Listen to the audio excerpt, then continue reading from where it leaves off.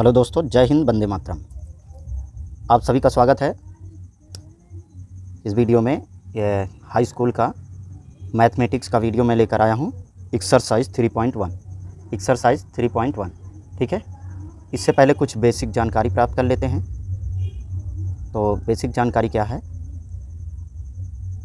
सारणी आप देखिए, ये आपका सारणी बनी हुई है 3.1।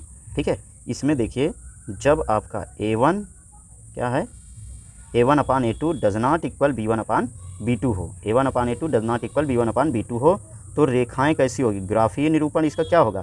प्रतिच्छेद करती हुई रेखाएं होंगी। क्या होंगी? प्रतिच्छेद करती हुई रेखाएं होंगी। और इसका केवल एक अद्वितीय हल होगा। क्या होगा? केवल एक अद्वितीय हल होगा। ठीक है। कब? जब A1/A2 does not equal B1/B2। जो रेखाएं का अनुपातों की तुलना अगर हम करते हैं, तो जो प्रथम अनुपात है A1/A2 बराबर नहीं है B1/B2 के, तो ये रेखाएं कैसी होंगी? प्रतिच्छेद करती हुई रेखाएं होंगी और इसका एक अद्वितीय हल होगा। ठीक है। दूसरी स्थिति में, जब इसमें A1/A2 B1/B2 और C1/C2 तीनों बराबर हों। ठीक है। A1/A2 B1/B2 C1/C2 तीनों बराबर हों, तो रेखाएं कैसी होंगी? रेखाएं कैसी होंगी? समपाती होंगी। कैसी होंगी? समपाती रेखाएं होंगी। अगर ये तीनों बराबर आ गया तो रेखाएं समपाती होंगी और अपरिमित रूप से अनेक हल होंगे। क्या होंगे? अपरिमित रूप से अनेक हल होंगे। ठीक है। इसके बहुत से हल हो जाएंगे। ठीक। तो अगला तीसरा नियम आपका क्या कहता है? जब A1/A2 बराबर होगा B1/B2 और बराबर नहीं होगा C1/C2, तीसरा अनुपात जो है वो बराबर नहीं होगा, तो ये रेखाएं समांतर होती हैं। कैसी होती हैं? समांतर रेखाएं होती हैं। किस प्रकार की रेखाएं होती हैं? समांतर रेखाएं होती हैं और इसका कोई हल नहीं होता। ठीक है। इसका कोई हल नहीं होता है। ठीक। तो इस तरीके से हम रेखाओं को प्रदर्शित करेंगे, उनके समीकरण के हल निकालेंगे और देखेंगे कौन सा बराबर है, कौन सा नहीं बराबर है। अगर बराबर नहीं होगा, पहला ही अनुपात आपका बराबर नहीं होगा, तो प्रतिच्छेद करती हुई रेखाएं हो जाएंगी और केवल एक हल होगा। अगर तीनों अनुपात बराबर होंगे, तो वो रेखाएं समपाती होंगी और अपरिमित रूप से अनेक हल होंगे। और दो अनुपात, प्रथम के दो अनुपात बराबर हों और तृतीय अनुपात बराबर ना हो, तो वो रेखाएं समांतर होती हैं, उसका कोई हल नहीं होता। ठीक है। तो ये हो गया आपका समीकरण, कैसे हल किया जाएगा। ठीक है। रेखाएं प्रतिच्छेद हैं, समपाती हैं, ये कैसे पता लगेगा। ठीक। चलिए, तो आइए आगे की ओर चलते हैं। एक्सरसाइज 3.1। चलिए, अब प्रश्न की ओर स्टार्ट करते हैं। 3.1 का एक्सरसाइज 3.1 का पहला प्रश्न है। ठीक है। प्रश्न क्या कह रहा है? निम्नलिखित समस्याओं में रैखिक समीकरणों के युग्म बनाइए और उनके ग्राफीय विधि से हल ज्ञात कीजिए। ठीक है। पहले इनके युग्म बनाना है, मतलब समीकरण बनाना है, उसके बाद फिर इनको ग्राफीय विधि से हल करना है। ठीक है।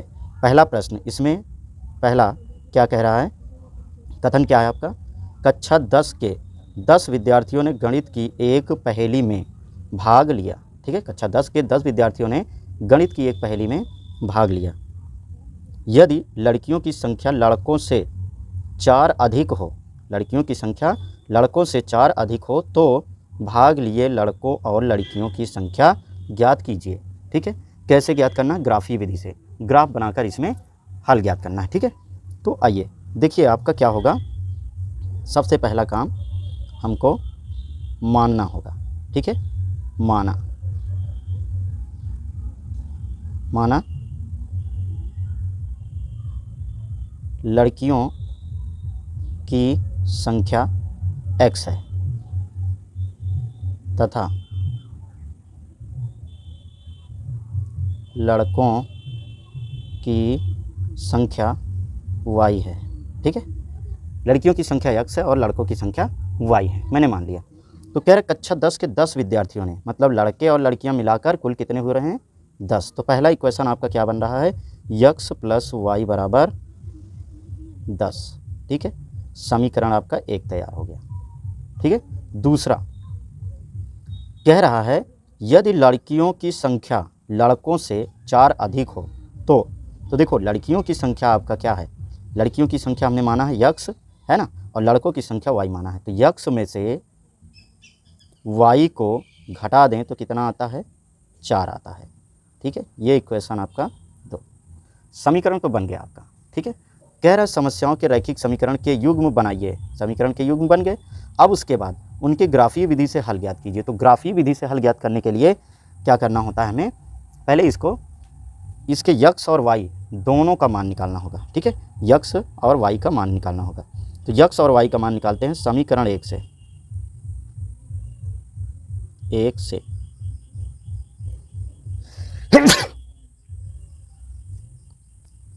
समीकरण 1 से देखो यक्स बराबर, अगर हम वाई बराबर निकाल लो तो वाई बराबर क्या हो जाएगा, 10 माइनस यक्स। ठीक है, तो यक्स बराबर हम रखते हैं, यक्स बराबर 5, 6, 7 रखने पर। ठीक है, आप कुछ भी रख सकते हो, 1, 2, 3, 4, 5, 6 कुछ भी रख सकते हो, वो अपने ऊपर है। क्रम वाइज भी रख सकते हो, क्रम वाइज भी नहीं होना चाहिए, कोई ज़रूरी नहीं है। ठीक है, लेकिन आंसर आपका वही आएगा। ठीक है, तो आइए देखते हैं यक्स की वैल्यू अगर हम 5 रखेंगे तो वाई की वैल्यू क्या प्राप्त होगी। देखो यहाँ पर अगर हम 5 रख देंगे तो 10 में से 5 घट जाएगा, वाई की वैल्यू आ जाएगी आपकी 5। ठीक है, अगर हम 6 रखते हैं तो वाई की वैल्यू 4 प्राप्त होती है। ठीक है, अगर हम 7 रखते हैं तो यक्स वाई की वैल्यू 3 प्राप्त होती है। कोई दिक्कत यहाँ तक समझ में आया। ठीक है, ये आपके युग्म बन गए। मतलब पहला क्या हो जाए, 5, 6, 4 और 7, 3। पहला समीकरण 2 से देखो, समीकरण 2 से क्या हो जाएगा, y को उधर ले जाओ तो ये इधर आ जाएगा, y बराबर यक्स माइनस 4 हो जाएगा। ठीक है, 4 इधर आ जाएगा, ये y प्लस में माइनस में था, उधर गया तो प्लस में हो गया। ठीक है, तो y बराबर 4। अब यक्स बराबर 5, 6, 7 रखने पर, ठीक है, यक्स बराबर 5, 6, 7 इसमें भी रख देंगे, 5, 6, 7 रखने पर रख दो। देखो यक्स बराबर अगर हम 5 रखेंगे तो y बराबर क्या आएगा, 5 में से 4 घट जाएगा, 1 आ जाएगा। कितना आएगा, 1। अगर हम यक्स बराबर 6 रखते हैं तो 4 घटेगा तो 2 आएगा। यक्स बराबर अगर हम 7 रख देंगे तो क्या हो जाएगा, 4 घट जाएगा, 3 आ जाएगा। ठीक है, समझ में आया, 3 आ जाएगा। तो देखो आंसर आपका यहीं से मैच कर रहा है। 7, यक्स की वैल्यू 7 और वाई की वैल्यू 3, यक्स की वैल्यू 7 और वाई की वैल्यू 3, दोनों में 7, 3 आ रहा है। इसका मतलब 7 जो हो जाएंगी लड़कियां होंगी और 3 लड़के होंगे। ठीक है, यहीं से आप निकाल सकते हो। बाकी ग्राफ विधि से हल करना है तो ग्राफ विधि से देख लो, ग्राफ कैसे खींचते हैं। ठीक है, सबसे पहला काम आपको करना क्या है, एक ग्राफ बनाना है। ठीक है, ये आपका 0, 0 होता है। ठीक है, अब क्रम वाइज सबसे हाईएस्ट क्या नंबर है, 7 है। तो हमें ऐसे नंबर्स लेने हैं, अंकित करने हैं इन रेखाओं पर कि 7 से ज़्यादा हो जाए लेकिन कम ना हो। ठीक है, और किसकी वैल्यू, खासकर यक्स की वैल्यू 7 है, तो यक्स का मान यक्स वाले अक्ष पर आपका 7 से कम नहीं होना चाहिए। ठीक है, तो यहाँ पर अगर हम कर देंगे, ये आपका यक्स होता है, ये आपका वाई अक्ष होता है। ठीक है, तो क्रम लगाते हैं, 1, 2, 3, 4, 5, 6, 7, 8, 9 है ना। 1, 2, 3, 4, 5, 6, 7, 8, 9। देखो इसी तरह नीचे भी 1, 2, 3, 4, 5, 6, 7, 8 कुछ भी कर सकते हो, 1, 2, 3, 4, 5, 6, 7। ठीक है, कुछ भी हो सकता है। तो देखो दाईं ओर जाएंगे तो प्लस होता है, बाईं ओर जाएंगे तो माइनस हो जाएगा। इधर 1, 2, 3, 4, 5, 6, 7, 8, 9। ठीक है, इधर देखो 1, 2, 3, 4, 5, 6, 7, 8, 9। थोड़ा छोटा है, ठीक है, समझ लीजिएगा, बड़ा बनाना था, छोटा बन गया। यहाँ पर ये वाला जो पॉइंट होगा नीचे की ओर -1, -2, -3, -4, -5, -6, -7, -8 है ना, ये हो जाएगा। तो अब इधर चलेंगे, ये वाला आपका -1, ये -2, -3, -4, -5, -6, -7। लेकिन सब प्लस में आया है तो हमको माइनस वाले से कोई मतलब है नहीं, चाहे हम बनाएं चाहे ना बनाएं। ठीक है, देखो अब हम ग्राफ खींचते हैं। ठीक, ये तो आपका तैयार हो गया। पहला पॉइंट क्या है, 5,5 मतलब यक्स अक्ष पर 5 और वाई अक्ष पर भी 5। तो देखो यक्स अक्ष पर 5 जाओ, ये हो गया, ठीक है। वाई अक्ष पर 5, तो इसी के समांतर ऐसे डाट डाट डाट यहाँ से ले लेंगे, ठीक है, और यहाँ से हो जाएगा। ये आपका पॉइंट मिल गया, क्या है ये, 5,5, ठीक।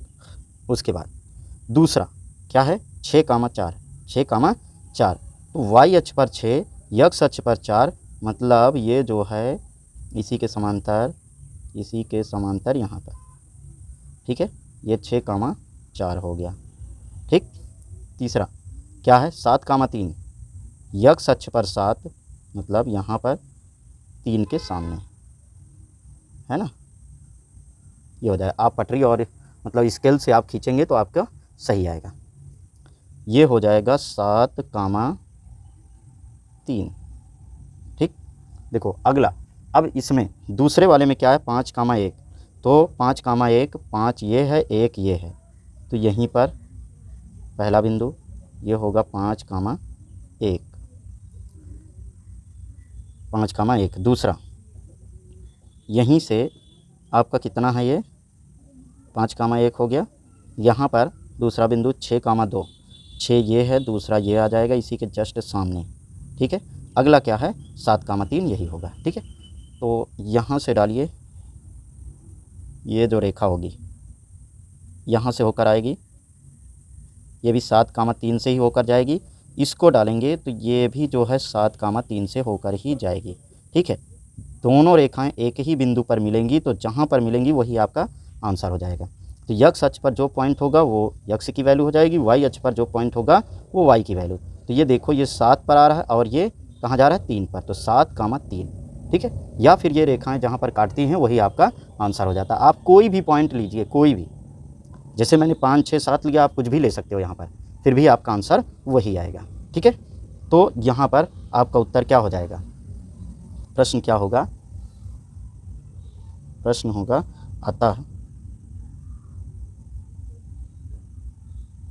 लड़कियों की संख्या 7 तथा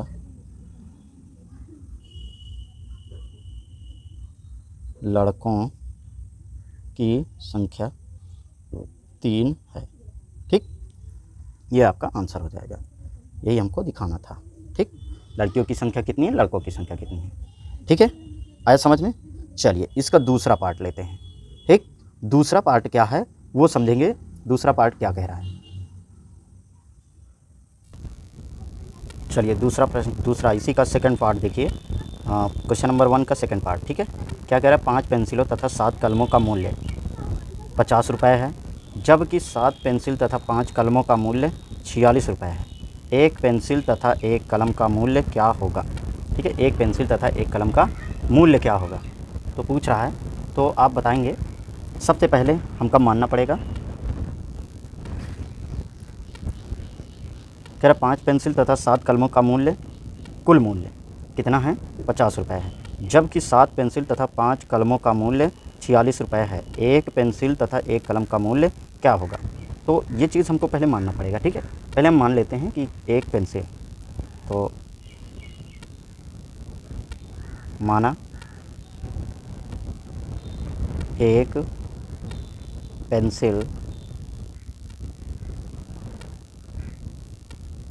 का मूल्य x रुपये तथा एक कलम का मूल्य y रुपये है, ठीक है। मैंने मान लिया कि एक पेंसिल का मूल्य x और एक कलम का मूल्य y रुपये है। तो समीकरण बनाइए, देखिए पहली स्थिति में क्या कह रहा है, 5 पेंसिल तथा 7 कलमों का मूल्य, तो 5 पेंसिल, तो 5 को 5x कर देंगे, ठीक है। 5 पेंसिल, क्योंकि एक पेंसिल का मूल्य x रुपये है तो 5 पेंसिल का 5x हो जाएगा। 7 कलमों का मूल्य तो 7y हो जाएगा, बराबर में कुल दोनों का मूल्य अगर हम जोड़ देते हैं तो कितना आता है, 50 रुपये, ठीक है। ये पहली स्थिति। अब इससे हम y की वैल्यू निकाल सकते हैं। y की वैल्यू निकालेंगे तो यहाँ पर देखो ये 5x उधर चला जाएगा, 7y बराबर 50 माइनस 5x, ठीक है, बटे में। अब इसको ये 7 इधर मल्टीप्लाई में है तो ये इधर क्या हो जाएगा, कूड़े में हो जाएगा। तो ये समीकरण 1 से प्राप्त हो जाएगा, ठीक है। अब उसके बाद y की वैल्यू, दूसरी स्थिति, ये आपका इक्वेशन फर्स्ट मान लो। दूसरा समीकरण क्या कह रहा है, 7 पेंसिल तथा 5 कलमों का मूल्य, तो 7 पेंसिल हो गया। अब 7x प्लस 5y बराबर 46 रुपये है। इक्वेशन आपका सेकंड बन गया, ठीक है।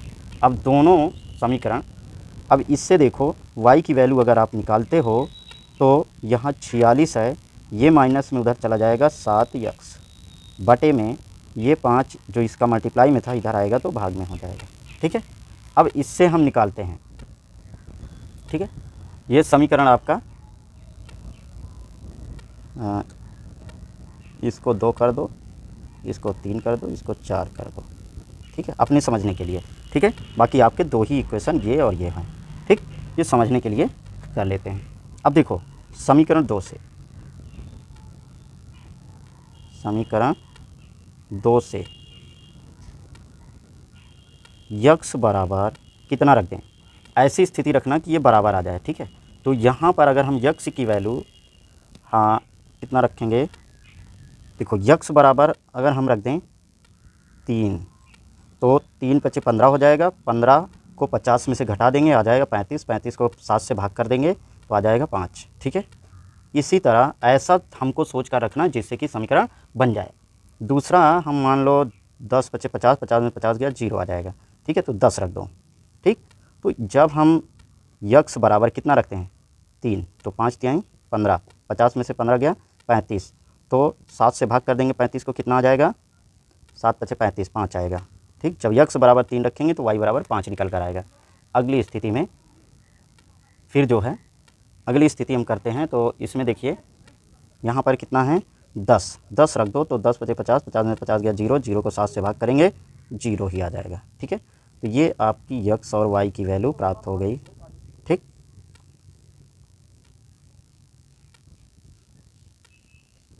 चलिए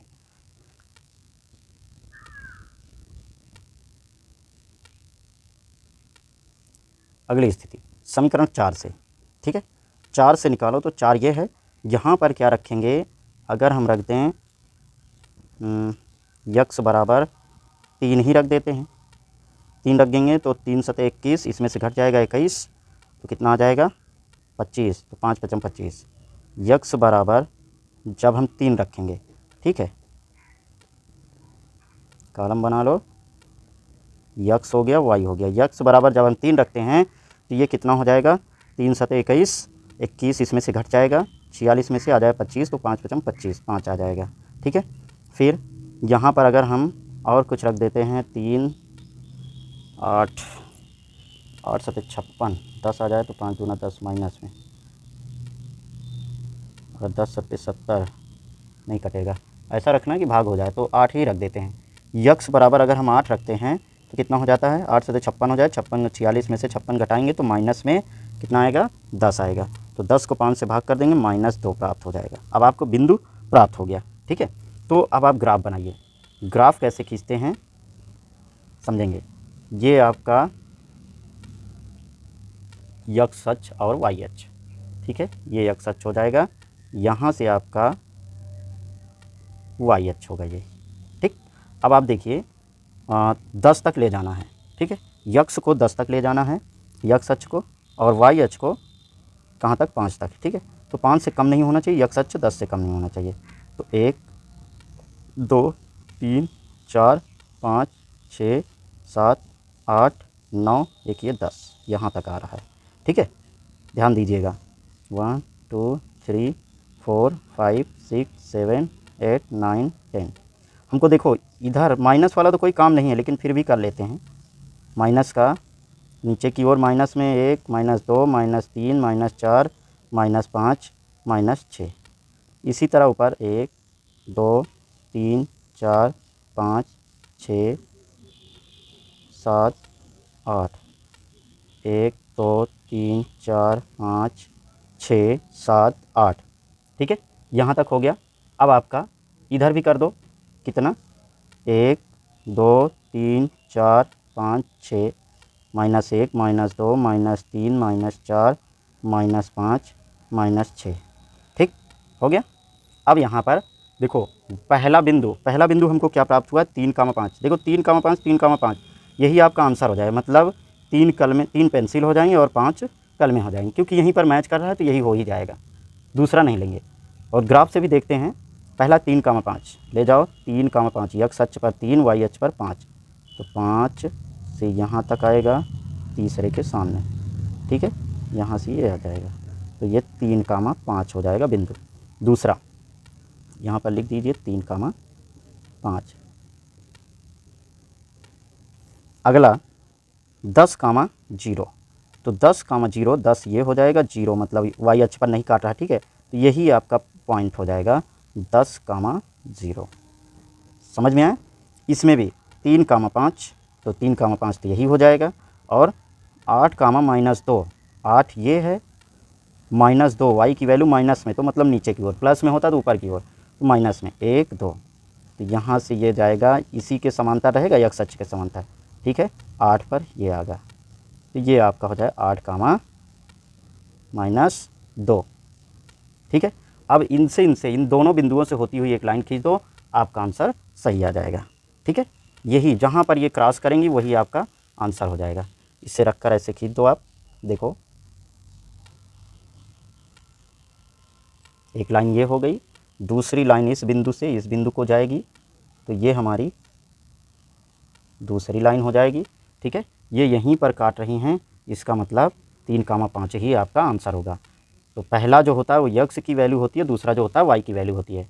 तो इससे क्या पता चला, अतः एक पेंसिल का मूल्य 3 रुपये है। कितना है, 3 रुपये, और एक कलम का मूल्य 5 रुपये है। ठीक है, आया समझ में। चलिए अगले प्रश्न की ओर चलते हैं, प्रश्न संख्या 3। चलिए दूसरा प्रश्न देखेंगे, 3.1 का दूसरा प्रश्न क्या कह रहा है। अनुपातों A1/A2, B1/B2 और C1/C2 की तुलना कर ज्ञात कीजिए कि निम्नलिखित समीकरण युग्म द्वारा निरूपित रेखाएं एक बिंदु पर प्रतिच्छेद करती हैं या समांतर हैं अथवा समपाती हैं। ठीक है, ये बताना है।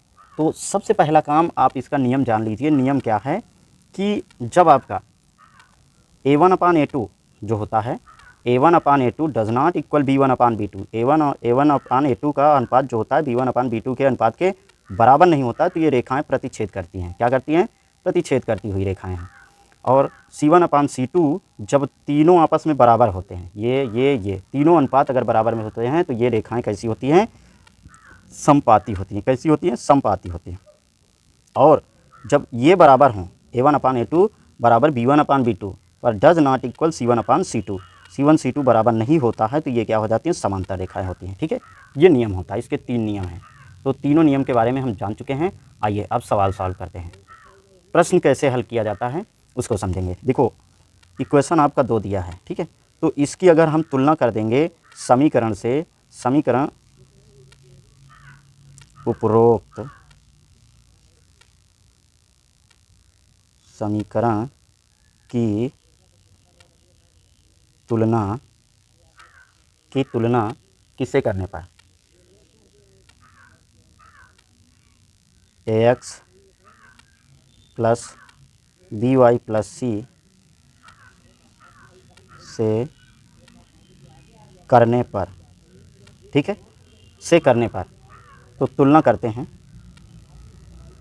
तुलना करेंगे तो देखो x से x कैंसिल हो जाएगा, a बराबर क्या हो जाएगा, 5, तो a बराबर 5 आ गया। तो ये पहले समीकरण का निकला, इसीलिए इसको हम a1 मान लेते हैं। क्या मानते हैं, a1। दूसरा b1 आपका क्या आ जाएगा, b1, b y से y हट जाएगा, b बराबर क्या आएगा, -4। इसी तरह c1 निकालेंगे तो c1 8 आएगा। ठीक है, इसी प्रकार अब हम a2 निकालेंगे। क्या निकालेंगे, a2 जो होता है दूसरे समीकरण का 7 है। b2 कितना है, +6 है। c2 कितना है, c2 कितना है, -9 है। तो अब आप देखिए, तुलना करिए, A1/A2 बराबर कितना है, 5/7, B1/B2 B2 बराबर -4/6। अब देखो ये सब आपस में ये दोनों बराबर है क्या, ये प्लस में आ रहा है ये माइनस में आ रहा है, वैसे भी नहीं बराबर, ठीक है। तो इसका मतलब क्या ये कह रहा है, हमारा जो शर्त होती है, समीकरण का नियम क्या होता है उसको देखते हैं। यहाँ पर ये जो रेखाएं हैं, क्या है, रेखाएं, ये कैसी हैं, प्रतिच्छेद करती हैं या समांतर हैं या फिर समपाती हैं। तो यहाँ पर देखिए ये क्या हो रहा है, A1/A2 does not equal B1/B2, ठीक है।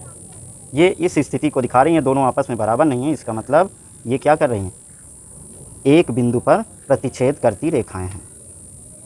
एक, यहाँ पर लिख देना, अतः यह एक बिंदु पर प्रतिच्छेद करती रेखाएं है, ठीक है। यही आपका आंसर हो जाएगा, ठीक। चलिए इसमें का सेकंड पार्ट चलते हैं, अब तो समझ में आ ही गया होगा। सेकंड पार्ट देखते हैं।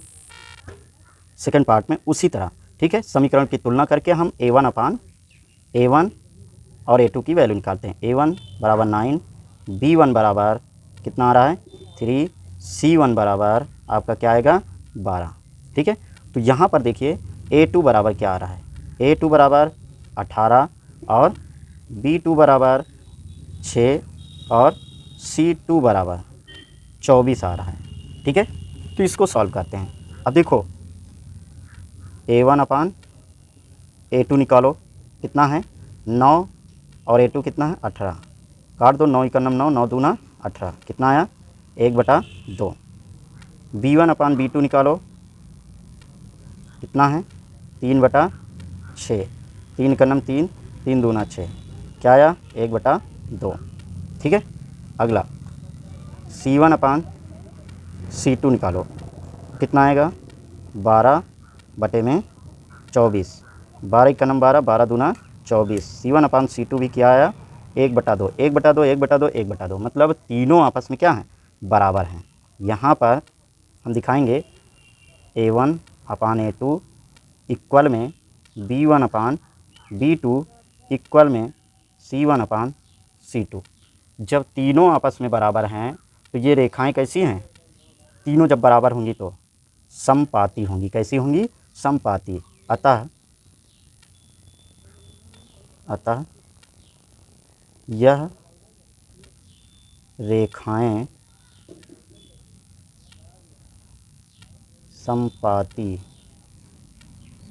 होंगी। कैसी होंगी, समपाती होंगी, ठीक है।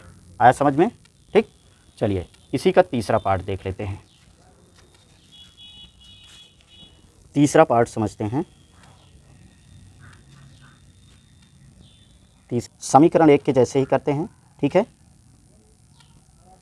A1 बराबर कितना आएगा 6, B1 बराबर कितना आएगा -3, C1 बराबर कितना आएगा 10, ठीक है। इसी तरह A2 बराबर -2, B2 बराबर माइनस में कुछ नहीं लिखा y के साथ तो 1 होगा, ठीक है, -1, C2 बराबर 9, ठीक। ये होंगे। अब आप A1 A2 B1 B2 निकालो, कैसे निकलेगा, A1/A2 बराबर 6/2, इसको भाग कर दो 3 आ जाएगा, तो 3/1 आ रहा है, ठीक है। इसी तरह B1/B2 -3/-1, माइनस से माइनस कैंसिल हो जाएगा, 3/1 आ रहा है। C1/C2, ठीक है, ये बराबर हैं C1/C2, ये बराबर हैं किसके, तो यहाँ पर देखिए क्या हो जाएंगे, C1/C2 बराबर में 10/9, ये नहीं कटेगा किसी से। तो मतलब आपका क्या शर्त क्या पूरी हो रही है, A1/A2 बराबर B1/B2 does not equal C1/C2, ठीक है। ये आपस में बराबर नहीं है। जब तीसरा अनुपात बराबर नहीं होता है तो ये रेखाएं कैसी होती हैं, समांतर होती हैं। कैसी रेखाएं होती हैं, समांतर रेखाएं होती हैं। यहाँ पर लिख देंगे, अतः ये रेखाएं ये रेखाएं समांतर होंगी। कैसी होंगी? समांतर होंगी। ठीक है, यही आपका आंसर हो जाएगा। आया समझ में? थैंक यू दोस्त। अगर वीडियो अच्छा लगा हो लाइक शेयर कमेंट जरूर करें। चैनल को सब्सक्राइब करना ना भूलना। धन्यवाद।